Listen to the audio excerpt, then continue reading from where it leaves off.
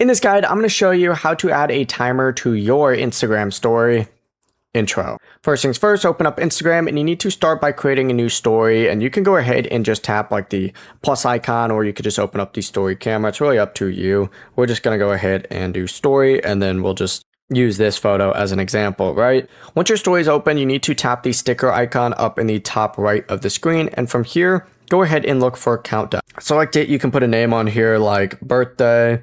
And then from here, you need to set the end date and time. So my birthday is on September 7th, and it would be this year. So we'd go ahead and do that. Hit done, and boom, there we go. It would be as simple as that. Before you leave this guide, make sure to like the video and subscribe to the channel with all notifications on. It really does help the channel, and it lets us know that you want more content like this. We'd greatly appreciate it. And if at any point throughout this guide you did have any questions, once again, ask them down in the comment section below and we can help you out further. I'm going to be doing my best to reply to every single comment down there. Have a great rest of your day though.